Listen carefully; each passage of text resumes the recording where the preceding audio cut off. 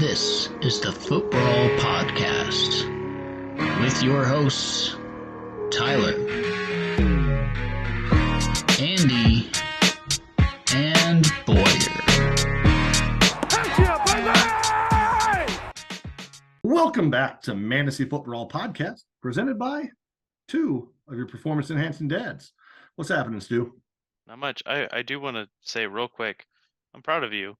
This is the second podcast we're recording tonight, and you nailed both intros flawlessly. Last time I gave away that we did two in a night. Tonight I wasn't going to give away that we did two in a night. I did, so you didn't. Here we go. Because last week I said, it was weird to ask you twice how you're doing, but I just introed it normal. Here we go. We done screwed up already anyway. But I appreciate you seeing my greatness come through here. Yeah, it's about time. All right, let's jump into last week real quick. I beat Boyer by 25 points. That was supposed to be a good matchup. Boyer shit the bed.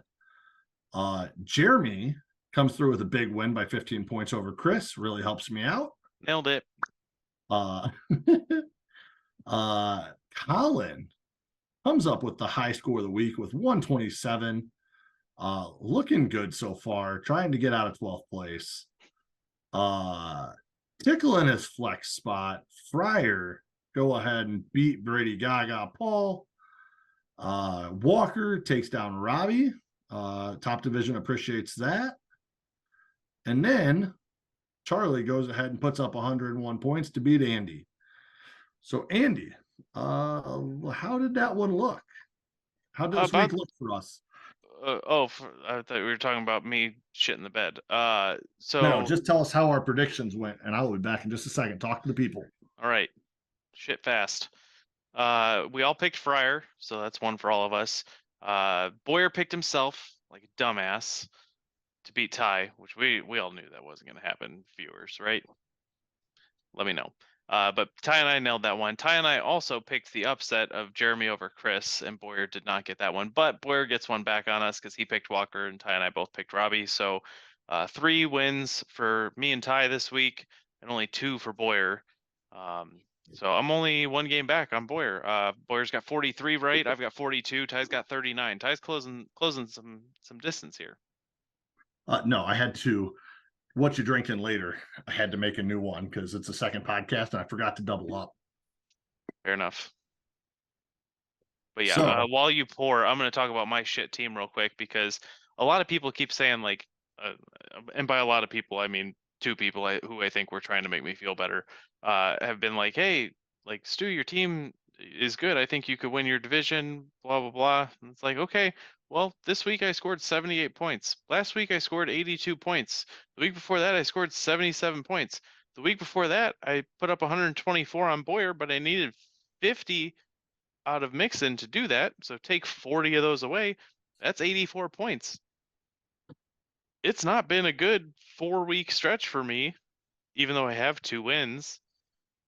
It's not been looking good. And the problem is you can still win your division because the rest of your division isn't looking great either. I mean, I'm in the driver's seat because I'm in first place right now. I've got a better division record than Fryer, and he and I are tied at the top.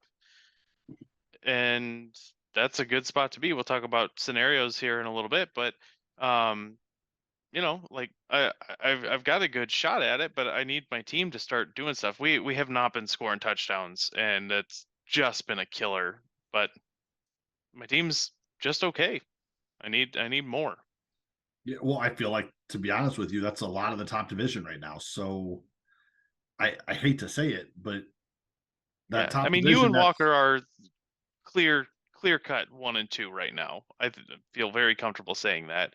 After that, it's pretty much the top division and the duo. I feel like Chris can join the conversation now that Chase is coming back. I don't think I'm putting Charlie in there, despite having the 6-6 record. He put up 100 points this week. You know the best. He did, and that was without Fournette and without Fields. So maybe he belongs. I don't know. Still feels weird to me. Right. We were talking all sorts of naked for him early on, and now look, he doesn't lose. Right. I don't understand. So, All right. Well, let's with this week in the books. Let's hit some playoff scenarios before week 13. We'll hit matchups after that, and we'll see where it goes from there. All right. I need this to These are quit. going to get all sort of convoluted and all over the place, so just try to follow along. You guys will get a nice little Yeah, let me. Word doc in the chat later on, but that means you've already listened to this because now you've heard that this is going to happen. Yeah, I'm struggling to get this to open, so bear with me for just a moment. Ty, why don't you hit them with our favorite segment while I stall for time? It's an early Fry Daddy, Fry Master Flex. What are you drinking over there? I got water. Oh, Andy's drinking water. I'm drinking a peach whiskey with some Sprite. One of my favorite mixed drinks. Just nice and easy, simple. Love me some whiskey. Love me some peach. So here's peach Sprite. It's a good thing. Fryer, Fry Daddy, Fry Champ, top division person. I'm supposed to call you some names, so here I am. I want you to tell me what you are drinking tonight in my comments so that I can go drink it too. Yeah, let us know. What are you drinking? All right, I got it figured out now. Good. Glad I went and got a drink earlier while you were talking that so that we could figure this out. All right, let's go. All right, so in the top division, I'm going to start by pointing out that Robbie holds the tiebreaker advantage because of his division record. So if he wins out, he's in, even if Fryer or I win our other 2 games. If Robbie only wins 2 games, then he would need a 4-way tie with our whole division being, what would that be, 9 and 6? No, 8 and 7. And then Robbie would hold the tiebreaker. But that means that Robbie wins 2 games, Boyer wins 2 games, Fryer wins 1 game, and I win 1 game. It's a very specific scenario that could happen, but a lot needs to fall to land there. So Robbie holds his destiny. If he wins out, he's in. But beyond that, it's a tough shot. If I go 3-0, I'm in. If Fryer goes 3-0, he's in. If I go 2-1, then I need Robbie and Fryer not to go 3-0 because Robbie would beat me in a tiebreaker. Fryer would gain a game on me at that point, and they would win. Fryer needs Robbie not to go 3-0 because he'd beat him in a tiebreaker. He needs me not to go 3-0 and pass him, or 2-1 because I have a tiebreaker over Fryer. So Fryer and I are neck and neck and have all the same scenarios, but I would beat Fryer in a tiebreaker. Boyer needs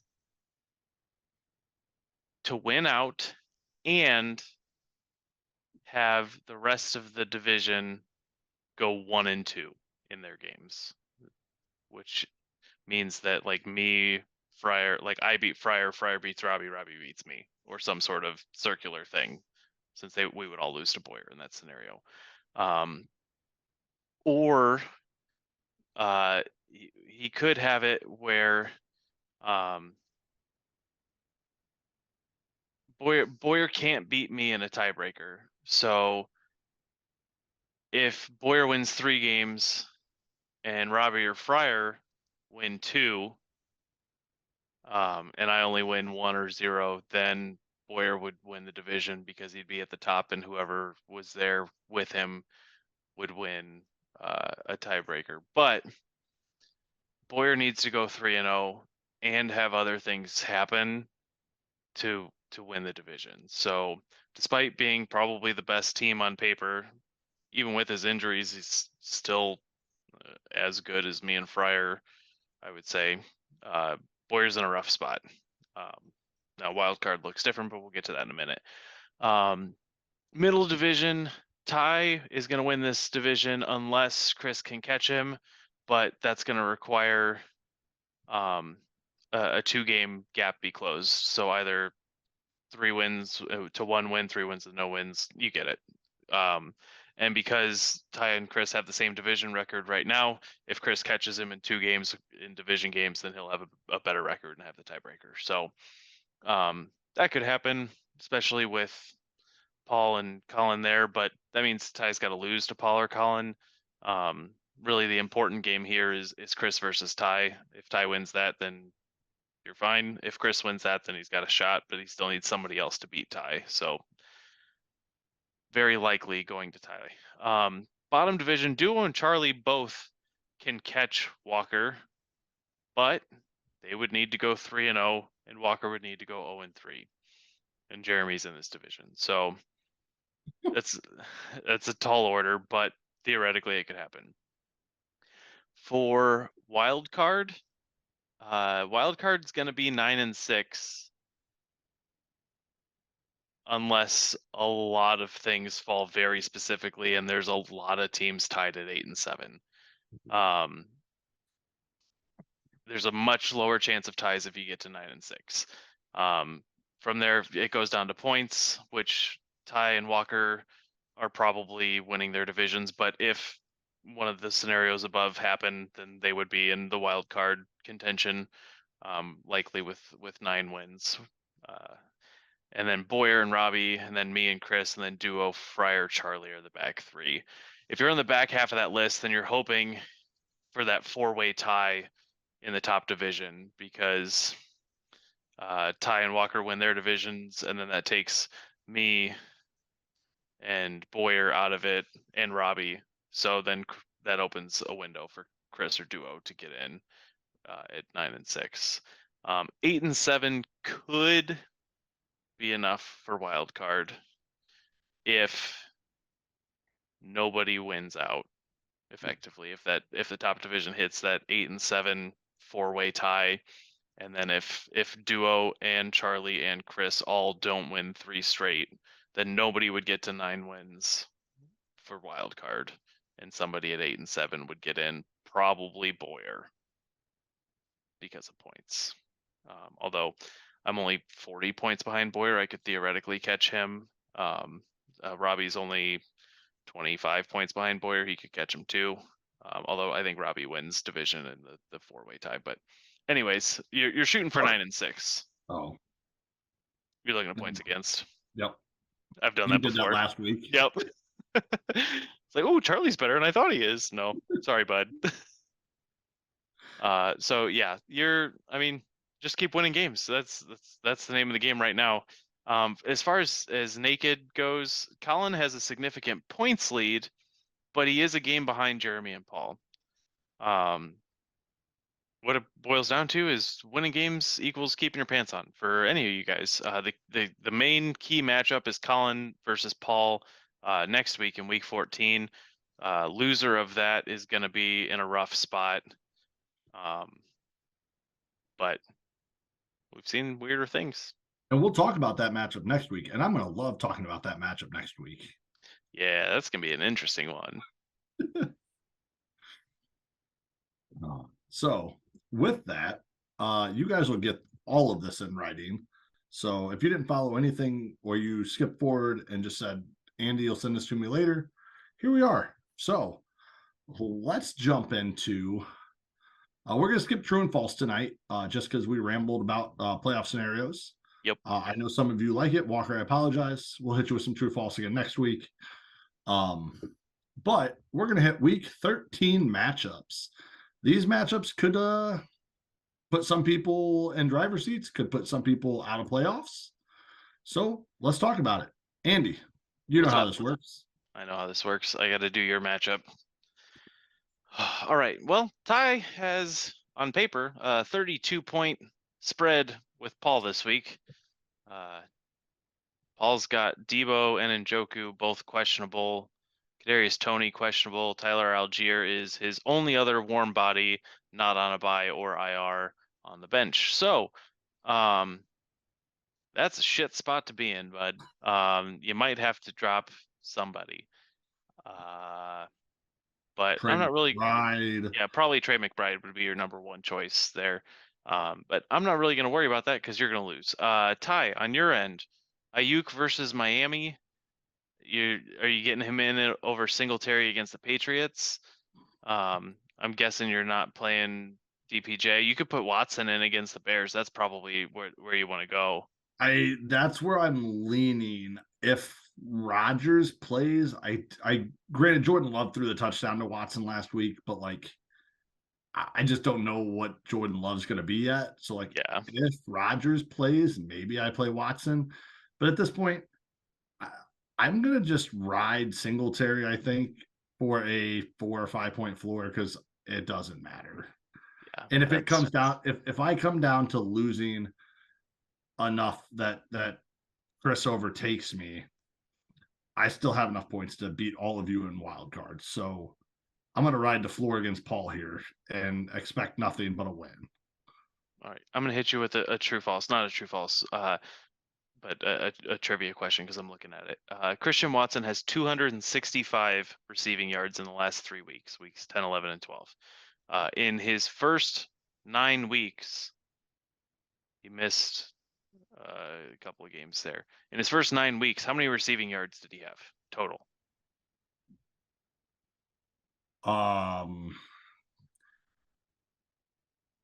In the first 9 weeks, under 100. He was garbage. He had 88. Okay. He's got 353 total receiving yards on the year. It's nuts. Every bit of his production has come in these last 3 games. All 6 touchdowns and 80% of his yards. And even then, the touchdown this last week was a 5-yard slant that he took to the house for 60 yards. Like he's had 5 catches at the most the last 3 games. He's not been good. Like he's been good because he's putting up the yards, he's putting up the touchdowns, but it's not volume. Yeah, I mean, it's like what Lazard was doing earlier this year. Like he'd have some games where he'd get volume, but like you're getting 50, 60 yards, but those touchdowns are nice when they're there, and they haven't been there for Lazard. As the Lazard owner, I am very jealous of Watson taking all of that production away. He has yet to see my starting lineup, but that might happen. You quit wasting him. my bad. All right, Ty, who you got in this one? Me. Yeah, I got you too. Boyer also has you, so we can move on. All right. Well, we'll hit Jeremy versus Charlie then. This should be a fun matchup. This is a big matchup for Charlie if he wants to continue. This is also a big matchup for Jeremy if he wants to continue not being naked. So here we go. Charlie, or we'll start with Jeremy because that's on my left, so I don't screw this up. Raheem Mostert is questionable. I did see McDaniels came out and said he expects him to play this week. But outside of that, if he doesn't play, Jeremy currently doesn't have an option. Mike Boone has projected points here, but that I'm not playing Mike Boone against Baltimore. Yeah. So Jeremy doesn't have a second running back if Mostert doesn't play. And even if Mostert plays coming off this injury, Jeff Wilson is probably going to get most of the run. So I don't expect a huge game out of Mostert. And they're playing the Niners, which is not a good matchup. Truth. So Amon-Ra Kirk are his wide receivers. Kirk has been relatively bad. Nope, I lied. He had a good game before the bye. Yeah, it was a bye and then a quiet game this last week. Yeah, that's why the last couple weeks have been bad. He did have a couple bad weeks there in the middle. He started hot, tailed off, and then had a couple good games before the bye. Yeah. So I think you keep Kirk in. You got nobody else. Sky Moore, I can't start Sky Moore. So Treylon Burks, Amon-Ra Kirk are going to be the guys you're riding with. Yeah. I don't see any changes on his team. Agreed. So then Charlie has Fields, which is questionable. The good thing is he does have Trevor Lawrence at Detroit. You're playing Fields if he's playing, I imagine. Yeah, you got to. But I like I like to be able to switch to Lawrence if need be. Any consideration for Watson in his first game back? Or you wait a week and see? I'm going to wait a week just for the sake of Lawrence has been good. And Detroit's bad defense. Yeah. Like Houston is bad, but Houston gives up the run. We saw Miami throw all over him last week, but I just don't see him unleashing Watson for 40 pass attempts this week. Yeah. In 2 or 3 weeks when he's more game ready, I would say yes, I'm playing Watson. Or if I see it hard out of this first week, sure. But I'm not I can't play in this first week. All right. What about So Gabe Davis or Josh Palmer? It's a tough one. If Mike Williams is out, I'm probably going Josh Palmer over Gabe Davis. I don't know. They're both boom and boom bust. But I think Palmer is probably the safer bet. He gets more targets than Gabe Davis does. So I'm probably leaning the target volume, and the Raiders defense really isn't that good. Yeah. New England's defense is decent, so I'm probably leaning Palmer there. You're leaving your running backs in that are in, assuming everybody's playing. Yeah, Fournette being in the Monday night game is a not ideal situation to be in. No. So the only other option you could do is you can switch to a Josh Palmer over Fournette. But if Fournette's playing, you want to have him in your lineup, I'd imagine. Yeah. I know Rachaad White played okay last week, but it wasn't like he jumped in and stole that role like 100%. So I don't know. So we will see. A couple of those question marks. Who's going to win this matchup, though? I really like Jeremy here for the matchups. I think Monty can run all over Green Bay. Kirk and Amon-Ra should be in a back and forth type of game with not as much defense being played. So I like that. Whereas Charlie's got the Fournette situation to deal with, which is not super fun. Ramondre against Buffalo is a tough draw. Pacheco against the Bengals could be okay, but I don't like him near as well as I like the other things I'm looking at on Jeremy's side. So I'm going with Jay. Assuming Mostert plays, Jeremy, I think, is also going to win this game. Same things you said. I can't bank on. Pacheco's had 10+ games, but is that going to continue? Yeah, I don't know. So I'm going Jeremy. Picked him. He's had a good couple games the last couple weeks, and we'll see if it can continue. So. Yep. Boyer also picked Jeremy, and he picked Ty in the last matchup. So. All right, he took Jeremy too, huh?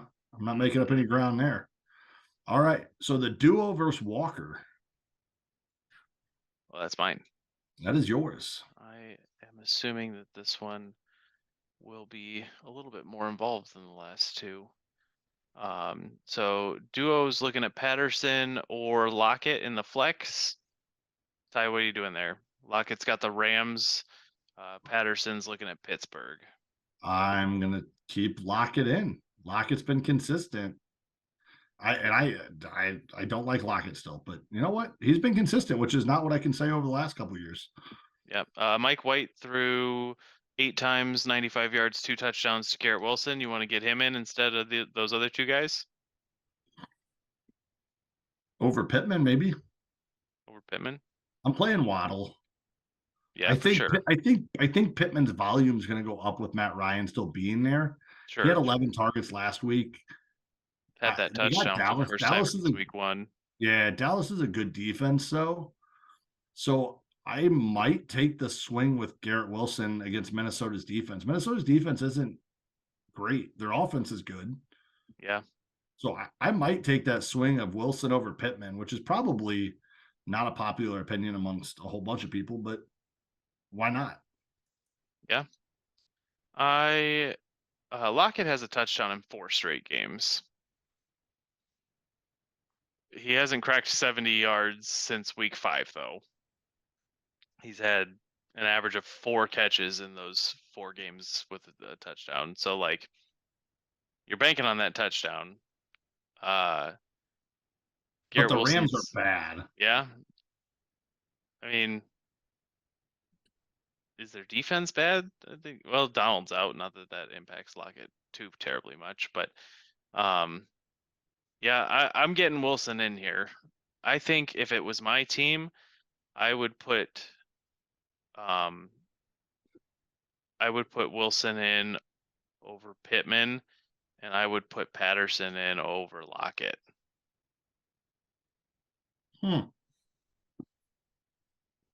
Okay. I don't feel good about that one, but Patterson has the higher upside, probably. yeah, and you're looking for that against Walker a little bit. Like, you don't want to shoot yourself in the foot trying to swing for the fences, because the duo's got a good team, and it'll be okay. But when we come over here and look at Walker's team, it's a very good team, even with Murray and Hopkins on a bye, and Hollywood. So let's talk about Walker's team. Not going to be a lot of lineup decisions here, because his team's good and his bench is on a bye or backup players.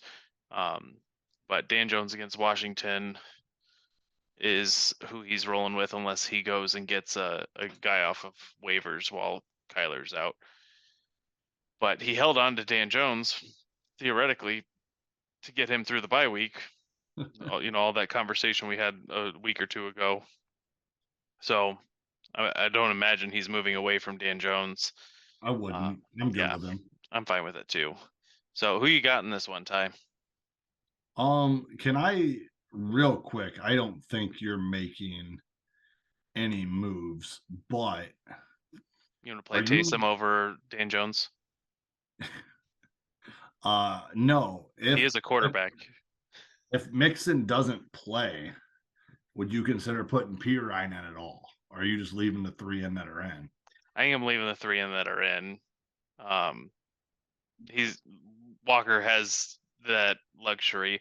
And if I knew which guy in Dallas was not gonna get the work, I'd put Pirine in over that guy.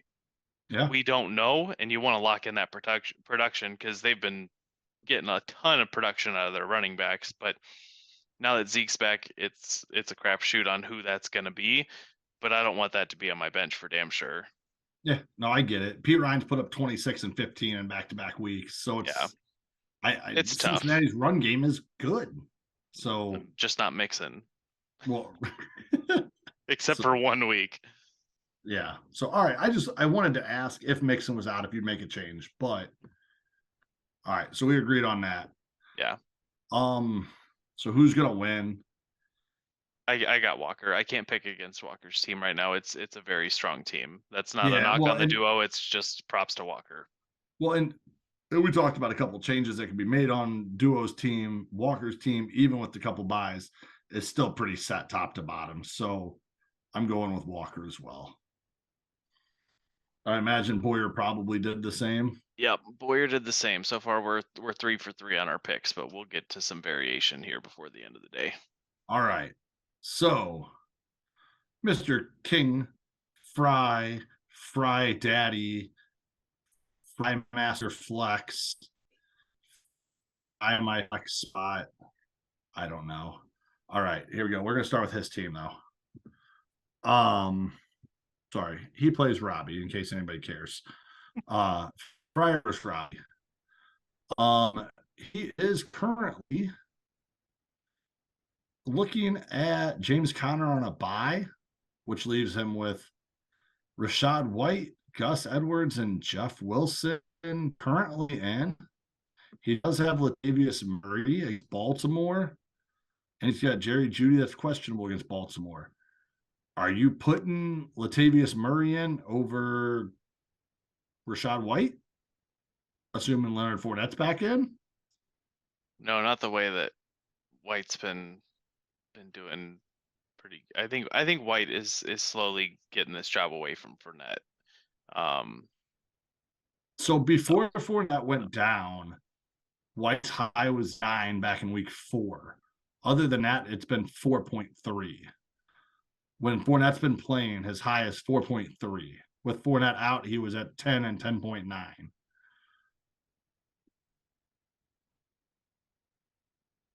So I'm just Fournette played the Seahawks game. What's that? The game before the bye, Fournette played that game. He had 14 carries. Okay. I thought that was a game Fournette went out in. I mean, Rashad White had 22 carries. Fournette had 14. So he may have left at some point. I don't remember. That was the game he went out with the hip flexor or whatever they wanted to call it. And then he sat out the bye week, and they said he should be back week 12, and it didn't happen. Yeah, that's right. So Fournette or Rashad White had the whole second half to himself and got 10 points. Yeah. So I don't know. Denver's really bad. Right. Right. But Tampa Bay's not been much better. It's been a lot better than Denver. That's how bad Denver's been. So all right, we'll leave White in. Yeah. If you wanted to put Latavius Murray in over Gus Edwards or Rashad White, I wouldn't complain about it. But at this point, I think that you want a touch of upside, looking at a 10-point spread.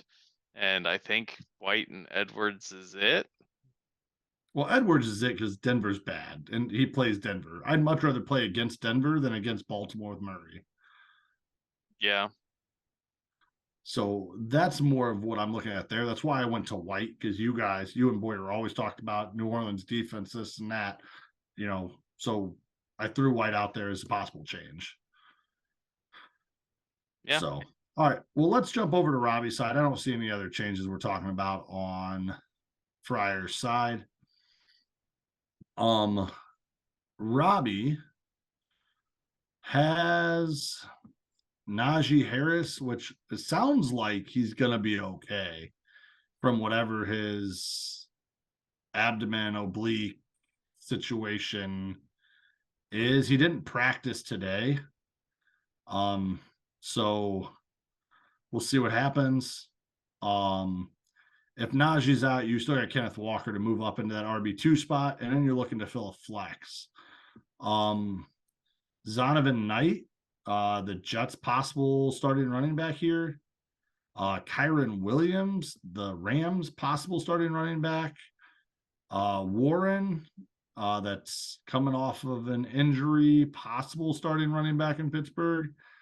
AJ Dillon against Chicago, that should get at least a handful of carries. Jacoby Myers against Buffalo, I don't think I'm starting. Who are you looking at a flex if Najee's out? If Najee's out, I think I'm just gonna play Warren. Robbie's got a lot of options who all feel like they're decent on paper, but none of them are guys that I really want in my lineup. Like, I'm not jazzed about Kyron Williams, despite him being projected for 9 points somehow this week. Jacoby Myers against Buffalo's tough. Dillon's dealing with a quad injury and only has 2 touchdowns this year. I know the Bears are bad, but I don't trust Dillon at this point. So if Najee's out, it's got to be Warren. Warren's healthy. He's come back from hamstring injury now. True. Clear. But he's healthy. Like, he did get cleared. He's good to go for this week. So, and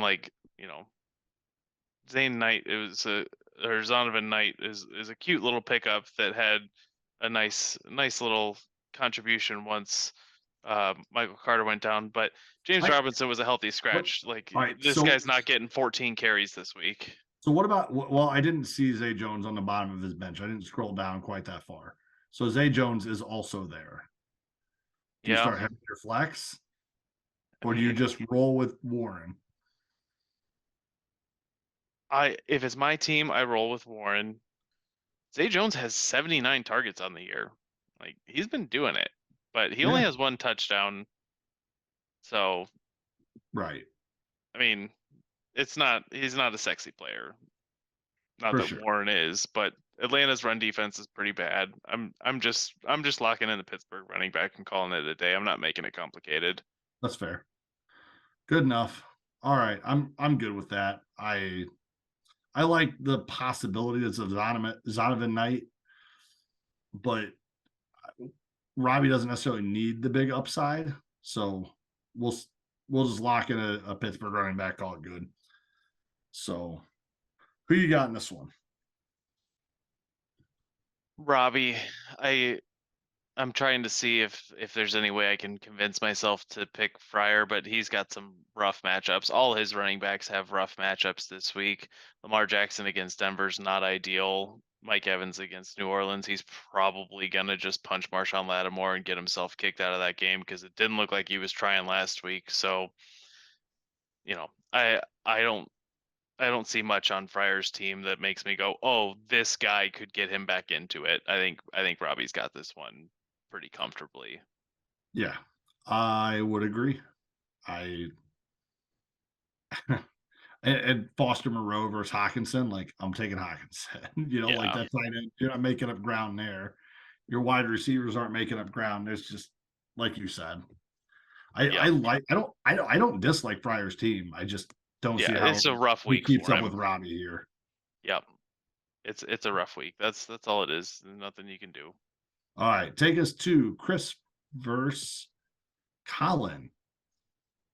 Yeah, so Chris should be getting Chase back. Sounds like he held himself out last week, I think I saw, but says reports are that he's coming back to play this week against Kansas City, and they may well need him. So that's a big deal. So assuming that Chase plays, are you playing Carr against the Chargers or Cousins against the Jets? It's a noon game for Cousins, so don't stress out there. I think I'm gonna play Carr. As much as I don't like the idea of playing Carr, I think he's a safer play. Yeah, I feel like there's a little bit of shootout potential in that game, whereas Cousins against the Jets could be more of a coast. Maybe not. The Jets are good, so I guess I shouldn't say that. My brain wants to think the Jets are kick them to the curb, but they're not. They're not this year. So either way, I still see the Raiders Chargers game as being shootout potential. So I'm leaving Carr in for that reason. And let's be honest, the Jets secondary has been pretty good against wide receivers. Yeah. Bringing in Sauce Gardner made a huge difference in that secondary this year. I think I'm playing against the Chargers this week. As much as it's weird to talk about the Jets in a positive light, but I kind of like it. Yeah. So, I'm okay with it. All right. So are you getting Pickens in over Slayton? Also, I know he's not here, but I am going to shout out Boyer for that Slayton combo last week. I'm going to point out that he only had 3 catches for 63 yards, and he had that deep bomb. So the points I made, I stand behind what I said. But Boyer was absolutely right. And Curtis Samuel was dropped, and rightfully so. He is a not great, no upside play. So good for you, Boyer. And I stand behind my comments too. That we talked way too long. That we talked way too long about this guy last week. We did talk way too long about this guy. All right, so Pickens or Slayton, Ty? I'm playing Pickens. I'm gonna go with Slayton because I think that the Washington's secondary is not great, so I'm keeping it as it is. Atlanta's secondary also not great. Fair. That's fair. All right, fine. I don't care. Pickens. It's a coin flip. You can have Pickens. I'm playing Pickens. All right. On Colin's side, Russ against Baltimore or Geno against the Rams. We're keeping Geno in because Geno is a far better quarterback than Russ Wilson will ever be. We've said it enough weeks in a row. We got to just be confident with it, right? 100% agree with you. I think it's fascinating that Colin's still rostering Russell Wilson at this point. Like, what's he doing for you? You're starting Geno every week. Has the Seahawks had their bye? Yeah, they had their bye week 11. All right, listen. Let's leave Colin alone. He doesn't have 2 kickers anymore. He does still have 2 defenses, though. Well, and he still has James Cook. Not sure what he's hoping for there, but I hope you get what you're looking for, bud. He's shooting for playoffs, all right? He's looking for matchups in the playoffs that could go well for his defenses. Sure. I don't see any other roster decisions because Collins' bench sucks. So who you got, Ty? Um,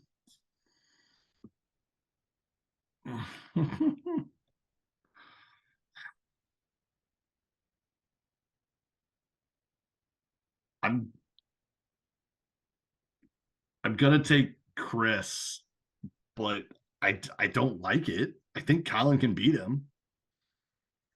I think I'm going Chris too, and I feel good about that decision. I think the concern on my end would be if Chase comes back and tweaks something, or Chase comes back and he's on a snap count and he gets you 2 points, then that's going to open up a window for Colin. Jacobs against the Chargers could be good. Dallas is pretty good against the run, so that's not ideal. And Colin's team's been pretty rough this year, so like there's not a lot of guys on Colin's team that I look at and go, oh, they could get you back in this besides Jacobs and Taylor. So Jacobs is going to have another huge game, and he's taking a breather after 40 touches last week. So we'll see if that slows him down. I know they're going to not make him practice or whatever this week to try to get him ready. But if you want me to be honest with you, though, like looking at Chris's team, Dalvin Cook and Diggs are the only two that really move the needle for me over there. Jamal Williams is fine based on touchdown upside. Yeah, I mean Jamal Williams has 13 touchdowns this year, so like you got to give him something for that. And Chase could come back and be Chase. You know, we don't know. I don't know how he's feeling, but I'm not. And Kmet could get 2 touchdowns. He's not gonna, but he could. He's done it before. Like Tunyon's not gonna do that. There's more upside on the tight end. And then the Carr shootout is also more exciting to me than Geno Smith against the Rams. Yeah, I agree with the. I see a lot more on Chris's side. Right, but Collins' team's been good, so I don't want to discount him either yet. So yeah. So all right, well let's jump to Andy versus Boyer, which should be a fun matchup. Here's hoping. Currently projected a point, just under a 1.5 difference, so that'll be fun. Yahoo's projections are always spot on now. Spot on. We talk about that pretty regularly too. Kyron Williams for 9 points this week feel right to you? Yeah, take the over on it all day. So Project Mayhem, Mr. Stu is looking at Justin Herbert versus Vegas or Tua versus the Niners. I think you're keeping Herbert in. I don't think it's a close decision because Tua's been good, but with the Niners defense, not this week. Yeah. I mean, Herbert's been better since Allen came back, which has been very refreshing to see because he's been very mediocre this year. Yes. But Tua going against the Niners, he could do it, but having Herbert is a very nice luxury, and I am wasting no time putting Herbert in my starting lineup and not thinking twice about it. Yeah, 100. I had to just throw Tua out there because he's been great. He's a good quarterback. So then you're looking at McLaurin and Metcalf in your wide receiver positions. McLaurin's been down a little bit. He's got the Giants this week. The Giants have been kind of stout too. Right. So, but your option is moving Lazard up or throwing Juju in. Yeah, I know. Which neither of those really, I know, move the needle for me either. So I think I'm just going to leave McLaurin in and hope for the best. But I don't like it. Yeah, I'll tell you at the end what I'm going to do. So I'll let you keep rolling. You probably like Green Bay with Lazard against Chicago because Chicago sucks on defense. Yeah. But then you're looking at the flex as well. As long as Mixon plays, he's in. If not, you're pivoting to Kareem Hunt because that's going to be a big ground game, I think, over Gibson. And I think either way, if you move Lazard up and move McLaurin out, I'm putting Kareem Hunt in your flex. You do have Michael Carter, but he got injured last week. We're not sure what that's going to look like. Gibson tweaked something too. That's why he didn't get as many carries in the second half.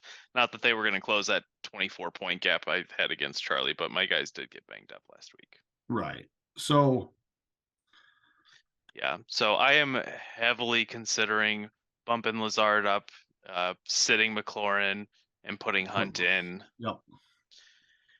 Which I'm wrestling with because Hunt's been pretty bad. And he had double-digit touches in the first 5 weeks. He's only done it once since.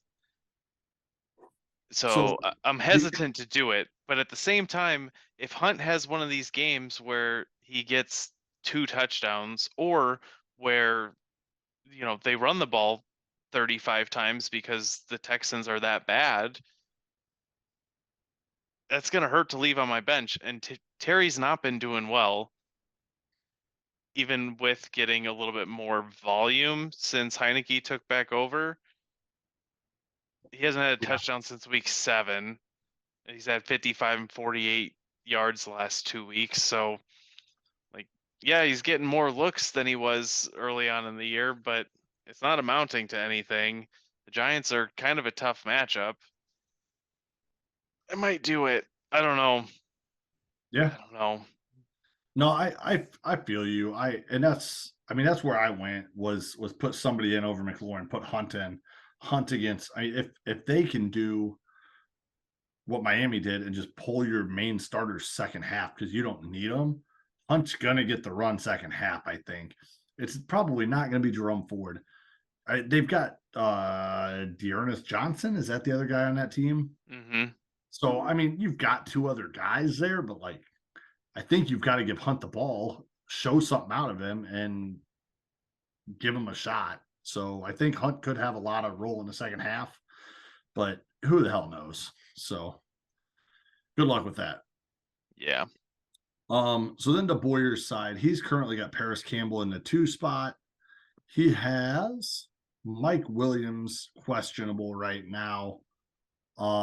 He didn't practice again today with the ankle injury, which means I'm assuming he's probably not playing. That high ankle sprain is probably not looking good for this week. So let's say he is playing. Would you play him over Paris Campbell? If he's active, So hold on. I get that Chase is Boyd. I get that, right. So I get that Chase is coming back this week. I think Chase will be on a snap count. I think Chase will not be fully Chase this week. I think it's going to be a problem still for another week as he works back into football game speed after that injury. So I think I'm playing Boyd against Kansas City, banking on a shootout, opposed to Paris Campbell against a good Dallas defense. So I think I'm playing. I hate to say it, but I think I'm playing Boyd either way because if Mike Williams decides he wants to suit up last minute on a high ankle sprain, I'm not taking that risk on a re-injury. I don't know that I like Paris Campbell against Dallas. Matt Ryan did pepper Pittman last week more, so I think they're going to try to push Pittman the ball more. So I think I'm playing Boyd. I don't like it, but I think that's what you do. If Mike Williams gets in a full practice on Friday, I would play him because Boyer's other options in my eyes aren't great. If he's a game time decision type of active,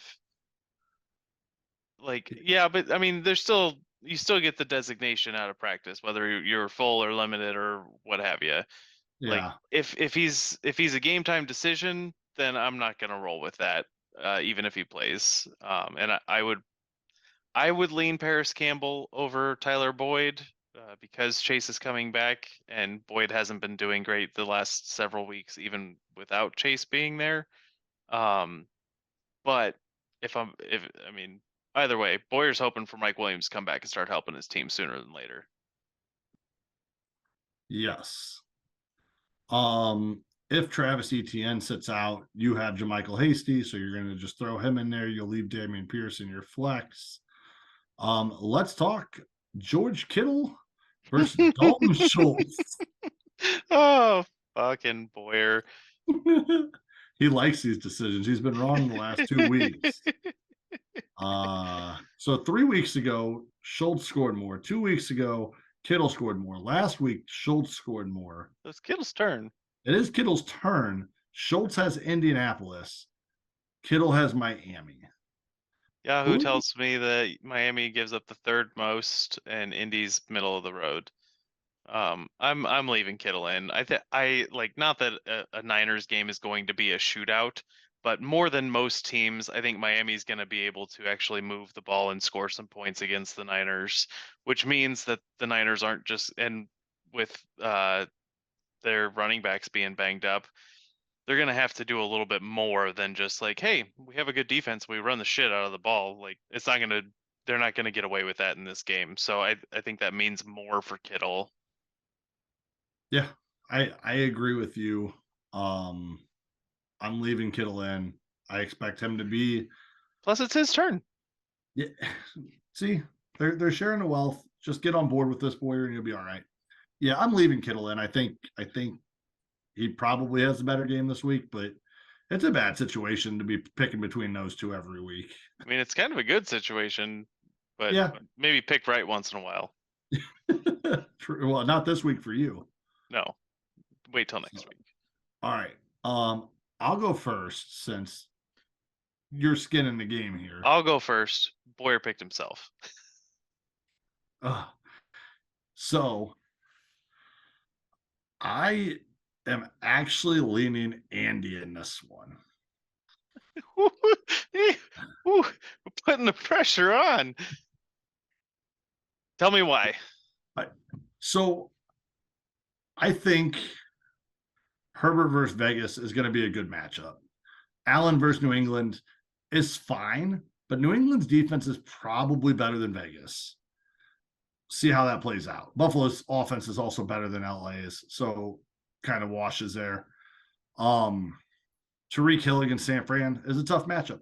Paris Campbell, Tyler Boyd, whatever that situation is against Dallas, or Boyd being the number 3 receiver, you're going to make up ground Metcalf over that, or McLaurin or Lazard. I think anybody will be better than that situation. Aaron Jones being banged up a little bit, splitting that work with Dylan last week versus Chubb against Houston. The only downfall to Chubb is if they're up by a bunch at halftime, Chubb maybe doesn't get as much run in the second half, but that means he's probably had a decent first half. Hopefully that's enough. ETN coming back off injury. If something goes wrong there, I get he said, oh, I could have come back. I'll be good next week, whatever. But he's probably going to be limited all week. We'll see how things play. But foot injuries, if you're limited during the week, I don't know how well that bodes for the weekend. I get they play Detroit, so the matchup's not bad, but I just don't like it.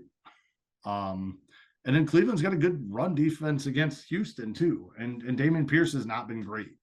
So I think there's plenty of a shot for you to make up ground with Mixon and Chubb and Metcalf, as long as Herbert can be keep up with Allen. I think there's plenty of a shot for you to take this matchup. Yeah, I am going to caveat picking myself. I think that I win this one if Mixon plays. If Mixon doesn't play, I'm giving it to Boyer. Well, I think Mixon plays. I agree with that because I'm not putting Hunt in as your other running back. Obviously that's kind of the linchpin to all this, but if Mixon plays, I feel pretty good about this matchup. I like Herbert and Chubb quite a bit this week. They're in good spots. And Boyer's got some tougher matchups, and Boyer's been through injury hell. Like, even Tyreek Hill, who's fully healthy, still tweaked stuff and had cramps in the middle of the game last week. Like, that stuff doesn't always go away. So, that's Boyer's best and most reliable player outside of Josh Allen, who has a tougher matchup this week. It'll be nice getting to see Allen and Bass go Thursday night and have a better idea of what I'm dealing with. If I need to shoot for the stars a little bit, or if I need to just lock in a floor. But I like my matchups. I like that I am happy with my team going into this week, even though they've been disappointing me for about a month straight. Yeah. The matchups, like I said, the matchups on Boyer's side aren't great. Matchups on your side are nicer. So as long as your whole team's playing and healthy, aka mixing, I think you're going to be fine. It sucks to be Boyer right now because I really do like his team. He needs Williams back with And Cup Cup down, and Hall, yeah. with Cups down and Hall down and Williams down. It's been rough, like you said, for him. So I think you take advantage this week, and then maybe Mike Williams comes back next week, and then Boyer can take the last 2 games. Which But might not be enough to get it him might in. just not be enough. Yeah, that's the interesting thing, because Boyer needs to win out to have a shot at division. And even then, that doesn't quite get it done for sure. He's got the points to contend for wild card, but 8 might not be enough. he's going to be a game behind Fryer. He's either going to be a game behind Fryer and Robbie, or 2 games behind Fryer, and you also got to deal with Chris and Duo. So there's a lot to deal with from Boyer's perspective in terms of making playoffs if he doesn't win this week. And he bought Cup, and then he went down, and now he's that's gonna go down.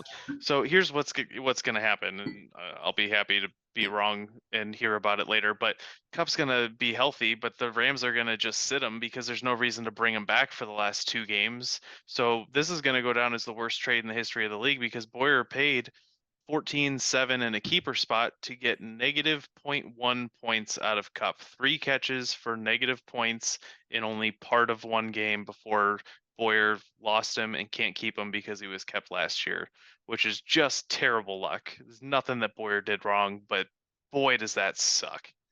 Thank you, Boyer. Thank you. Yeah, we appreciate you falling on that sword for us. We all tried to get Cup.